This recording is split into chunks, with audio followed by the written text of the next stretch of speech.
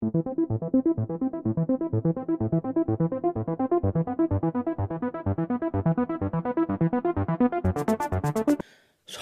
ছুটির মধ্য দিয়েও কোটা নিয়ে ঢাকায় আপিল বিভাগের শুনানি শুরু হয়েছে। কারফিউ চলছে, দেশে থমথমে অবস্থা। 3 দিনে মৃতের সংখ্যা 150 ছাড়িয়েছে। কড়া নিরাপত্তার মধ্য দিয়ে ঢাকায় সুপ্রিম কোর্টের আপিল বিভাগে কোটা সংস্কারের প্রশ্নে সরকারের আপিল আবেদনের শুনানি শুরু হয়েছে। গত কয়েকদিনের ভয়ানক সহিংসতার পর অনেকের চোখ এখন আদালতের দিকে। সরকারের পক্ষ থেকে বলা হয়েছে, আপিল বিভাগে তারা শিক্ষার্থীদের দাবি অনুযায়ী কোটা সংস্কারের পক্ষেই বক্তব্য তুলে ধরবেন। যদিও কোটা সংস্কার আন্দোলনের সমন্বয়কদের 3জন আইনমন্ত্রীসহ 3 মন্ত্রীর সাথে সাক্ষাৎ করে তাদের দাবি জানিয়ে এসেছেন, কিন্তু সেই বৈঠক নিয়ে নেতৃত্বের মধ্যে মতবিরোধের কথাও শোনা যাচ্ছে। আগে শুধু কোটা সংস্কারের বিষয়ে তাদের দাবি থাকলেও তার সঙ্গে এখন আরও বেশ কিছু দাবি যোগ হয়েছে।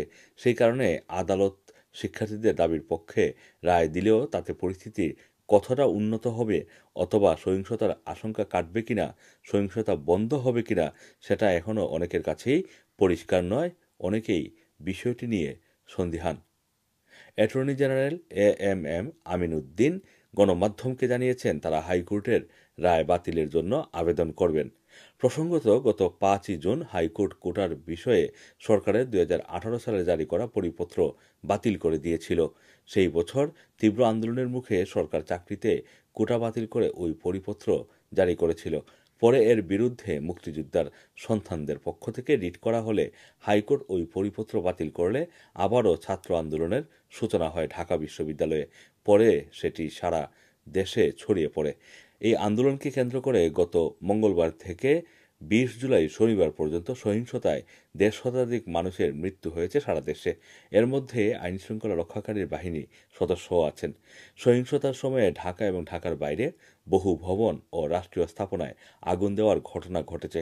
ঢাকায় বিটিভি ভবন, সেতু ভবন, মেট্রো রেল স্টেশন, এলিভেটেড এক্সপ্রেসওয়ের টুল প্লাজায় আক্রমণ করা হয়েছে। আওয়ামী লীগের নেতারা অভিযোগ করেছেন, এখন আর শুধুমাত্র শিক্ষার্থীরা আন্দোলনে জড়িত নেই, একটি গোষ্ঠী রাজনৈতিক স্বার্থে আন্দোলনকে ব্যবহার করছে। ব্যাপক সহিংসতার প্রেক্ষাপটে শুক্রবার রাত থেকে কারফিউ জারি করে সেনা মোতায়েন করেছে সরকার, যা রবিবার মানে আজকে বিকাল 3টা পর্যন্ত বলবৎ থাকার ঘোষণা দেওয়া হয়েছে। 5টা পর্যন্ত কারফিউ শিথিল থাকবে। তারপরে সেই কারফিউ আবারও বহাল থাকবে কিনা সেই ব্যাপারে নতুনভাবে সরকার জানাবে। Assam Masum, Rana TV, London.